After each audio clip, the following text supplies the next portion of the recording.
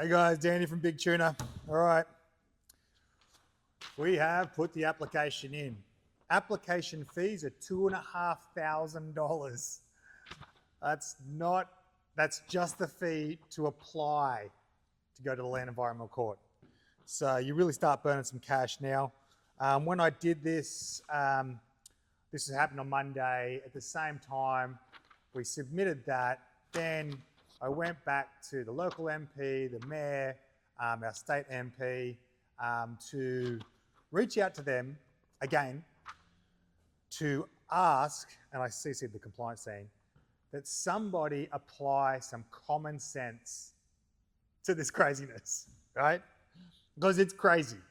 It's absolutely crazy. Now, what I have brought to their attention is, I'm just going to call it a fabricated story.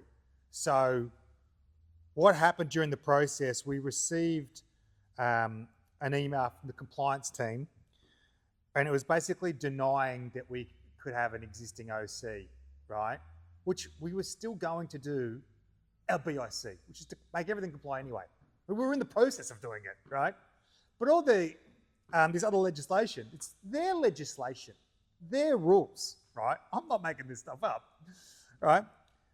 They basically said, they gave us 3 reasons why they wouldn't grant that old legislation. And one of them was because nobody lived on the site. Now, this is an email from council in 2024, January, right?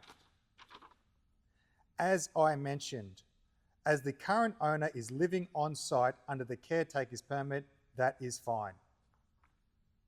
Fully aware that someone's living on site, they've been living there for 20 years, but they're fully aware, notified, returned email from them saying that 1, you're allowed to live on site, and 2, acknowledging that someone is living on site. So, and yet later on we say, nobody's living on site. And also, we're evicting me for living on site. Seems a bit crazy. So that's one. That's one of their points. So that's out the window. Another one of their points on this email is down here. Now, what they're saying here is construction of the portal frame building did not commence until 2019. Now, that legislation works, I could be wrong here, but works had to basically commence, the DA had to be done, the works had to commence all before 2018. Now, there are aerial photos, I'm going to put them up, at 2018, showing that more than 50% of this building was completed, not commenced, completed. I mean, it started, I don't know, 10, 15 years before that, but what this statement is saying is that it wasn't even commenced at 2019. Completely not true, but they've made that statement as if it's true. A little spider here. And that's it. They just throw it out there, and it doesn't matter what you write back. That's it. They don't respond, or they come back with a response which is not even reasonable. There's aerial photos, public aerial photos, showing that 50% of the building has been completed, right? And the work is still continuing. The legislation is about not even having a completed site. It's actually about having a DA, lawful premise, that you commenced and that you occupied for 12 months. We've ticked those boxes like 100 times. It's lawful, it has commenced, and the guy's been living here for 20 years. So anyway, they just want to bend it to kick us out. And I don't understand why. It's like, why would you want to kick a person out of their home? It doesn't make any sense. The legislation is helping you allow me to live here, and it's like you're going out of your way to get rid of me, right? So, not true. First statement, not true. Second statement, not true. But this one's my favourite. The council came out. I invited them to come out to look at the site, to understand. We already have a BIC in at this point. I'm going, I don't fully understand your process. So tell me, come out to site and just tell me what I need to do to get this finalised and approved, right? So I've invited them to come to site. They've come to site, caused the issue with the fence, right? And then they've gone, structural frames were on the floor of the warehouse. Okay, I'm at the meeting. We're going through the site, right?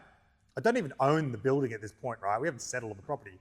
But to give you a picture of what we're looking at, the kitchen is completed. There's a kitchen in there. There's bathrooms. There's toilets, right? There's paint on the wall. Okay, we're not even like, there's a ceiling, okay?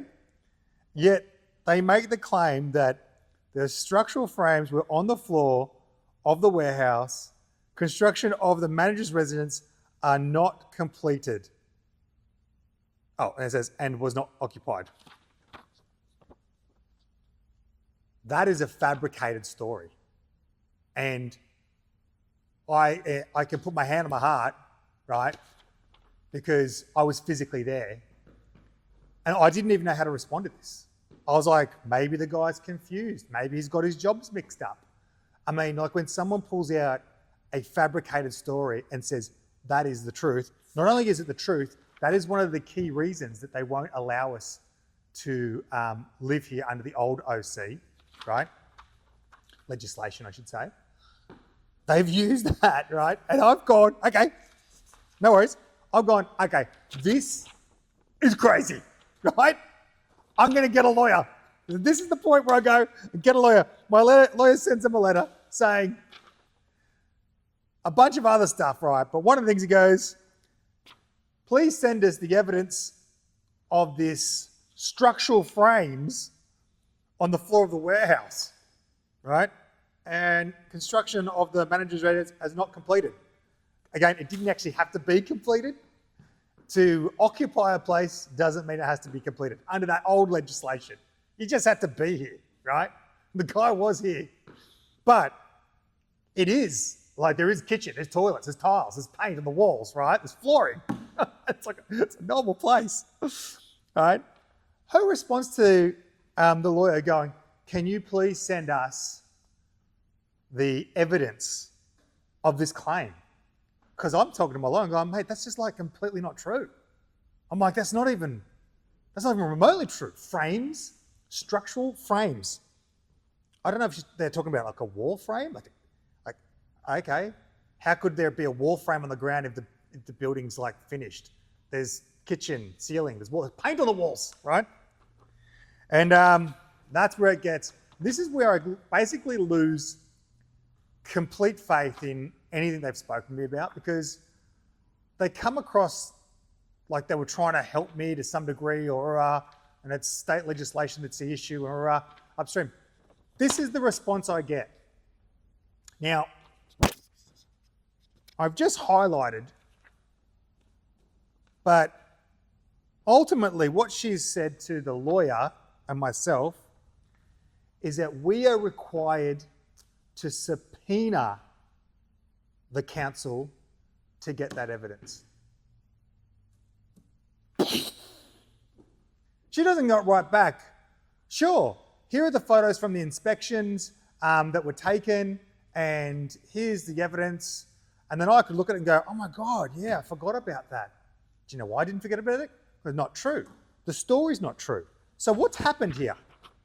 She's spoken to the person who came out and did the inspection. A story has been,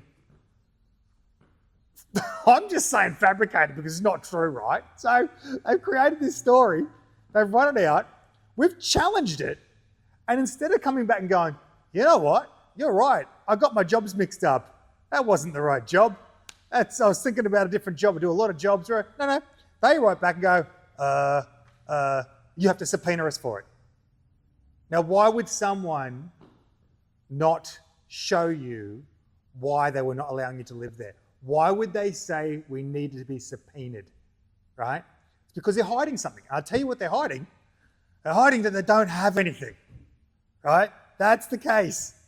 These guys are hiding that there is no evidence of this. I'm saying this now. I have emailed them. They will be subpoenaed, right? And I will find out what they have. I'm sure they're going to go, well, we found there's a stick on the floor or something, But to make a claim that structural frames were on the floor in the warehouse, now, and this has to be in relation to the build, right? Structural frames for the build because it was incomplete. There's no way that's just not true. It's 100% a fabricated story. And not only has the person who's done the inspection had to have mentioned it to the compliance officer, the compliance officer has then had to back them, because they would have gone, the compliance officer gone, hey, can you show me some photos? And the guy would have gone, hey, I don't have any. Because I don't have anything, because it's not true, right? And then she's gone, we'll make them subpoena for us. Because she knows that it's $2,500 to even lodge a court order. Then you've got to get a lawyer, got to get a barrister, and then you've got to send this stuff in to get a subpoena to prove that that's not true.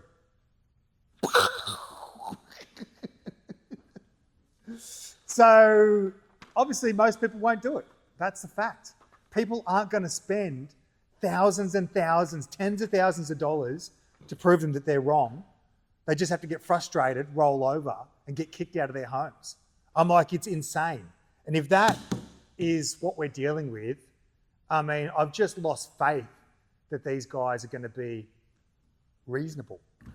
I mean, it's next level. So anyway, big tune of life. It's been wild. I've had huge amounts of support from people. I appreciate all the messages. I read them all. I appreciate all the offers I've had for help. It's been super encouraging. It's given me the energy to keep moving forward. And look, it's going to be educational. It's going to be educational for hopefully people out there. You can learn from the cost of a process like this. You can learn that council may not always be honest. I think there's an integrity scenario going on there. And they give you very strict deadlines to come back to them. Like, if you want to appeal it, you've got 28 days, yet they don't reply to an email for 1 to 2 weeks. I've been chasing the mayor, the MPs, all them. They've all given me some response that they're looking into it, but there's no solution. I have to admit, the one person who has reached out was Mark from the Shooting, Fishing and Farming party. And look, I can't tell you how grateful I am that that he's reached out to offer to help, because no one has offered to help who is inside the government system, And this is a world that I don't understand. So huge thanks to you, Mark. Really appreciate your support and just offering any help that you can. So yeah, Shooters, Fishing and Farming Party, the only ones who actually took the time to message, reach out and follow up. So thank you so much, guys. As always, I can't say I hope you enjoyed it, but I hope you are enjoying the journey. And when we get this place open, everybody will know the blood, sweat and tears to make it happen. So, big channel life, out.